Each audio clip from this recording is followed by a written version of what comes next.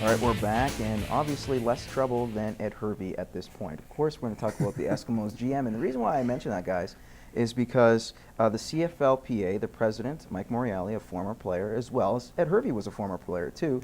He should have probably known about this, that anytime you publicly scrutinize, criticize the way he did towards Simeon Rotier, and that was very malicious in my opinion, singling out a player and going after him the way he did, that's a no-no in the CFLPA's rule book, that it says you can't publicly do that. Privately, you could do whatever you want. That's your organization. You deal with it internally, but you can't publicly scrutinize a guy the way Ed Hervey did. And now Mike Morreale is asking the CFL, look, maybe you should look into fining him in this case to make sure that this doesn't happen again. Now, this is an organization that's had problems. Of course, we were just talking about this before we went on air about Kavis Reed getting fined for talking to the officials, right? Or at least trash talking the officials, whatever you want to call it. Yeah, physical, or it was verbal abuse of an official. Verbal abuse. He said it right to the guy's Well, there you face. go. Look, exactly. So in this case, he's verbally abusing one of his own players publicly. Should Ed Hervey be fined in this case? Because you have players who will criticize a coach or criticize CFL referees. They suffer through fines or whatever type of punishment that's done by the team or the league. So is it fair for coaches and GMs to go through the same route? I've tried to see it from both sides because on one hand, he's their boss. So when you say it's fair for players, it's fair for management too. But it's no different than any workplace. You can't trash talk your boss in public, period. But your boss is allowed, he's your superior. He can say whatever he wants. He's the one that's paying you to do your job. But on the other hand, to single out one guy like that in front of the media and make an example of him was kind of crossing the line. If he was in the front of the camera and said, our offensive line stinks, we need to replace them all, and that's the thing. That's okay. Or doing it internally with Simeon saying your play's unacceptable, talking to the coach, whatever, to the team, that's fine too. But the whole point and the legality issue here is that it is against the CFLPA regulations to criticize a player in public the way they did Simeon Rotier. You know, he unfortunately, I can kind of see Ed's point. Like, he wanted to express his concerns about this player. I've been there. I've been a general manager where I've had some concerns about a player. Am I going to come out in the media and talk about it? No. Am I going to close the door and tear him a new one? Yeah. That's fair. And that's what he should have done. And I think Ed afterwards realized his fault, and he's been pretty quiet since then. And you brought it up earlier when we were talking off camera. They sat him the next game in the Labor Day rematch, Rotier that is, and got pumped anyway. So it wasn't his fault. It's the whole unit. It's not just one guy. It's the schemes, yeah. There's much bigger issues in Edmonton than Simeon Rotier. So I'm a season ticket holder for the Eskimos right now. I'm not too happy. Your club stinks. Your general manager's making your club look even worse out in the media. Here's my ticket. I don't want to go. Well, there you go. If I'm an Eskimos fan, I want Danny Machocha back. Guys, I'll say this. Finable offense, yes or no?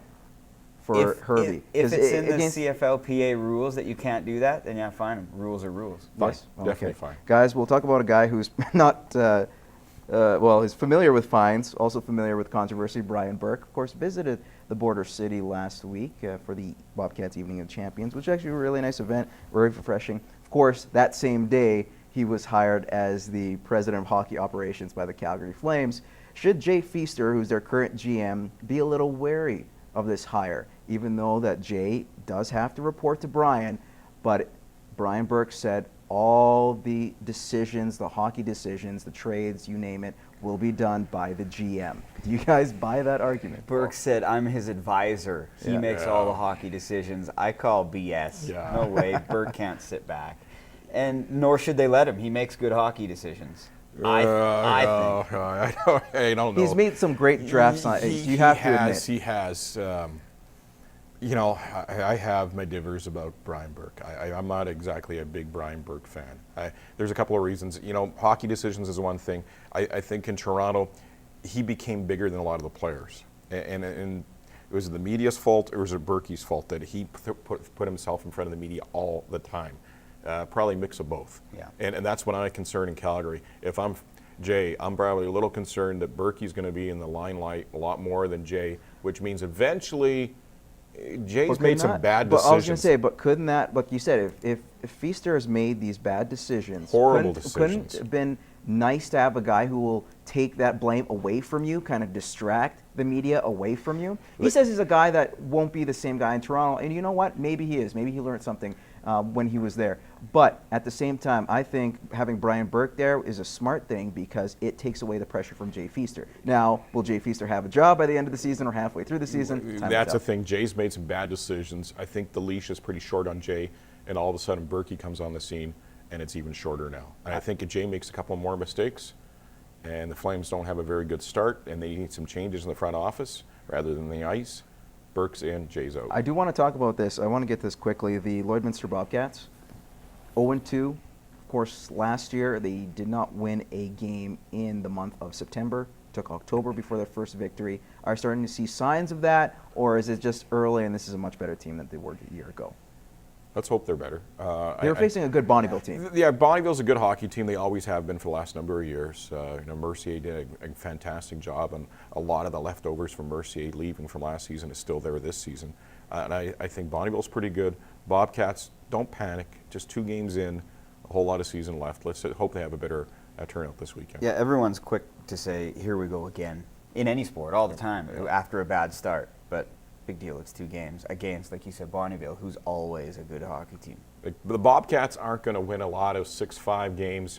What they hope to do is win a lot of 3-2 games. Their defense is going to be solid. Goaltending is pretty good, but they're not going to score a whole lot. So they're going to have to work really hard. All right, guys. Well, you guys have been working hard so far, but your work is not done just yet. Of course, we have the favorite game over-under coming up, and of course, we'll see if Bucky can retain his title from a week ago. Stay tuned.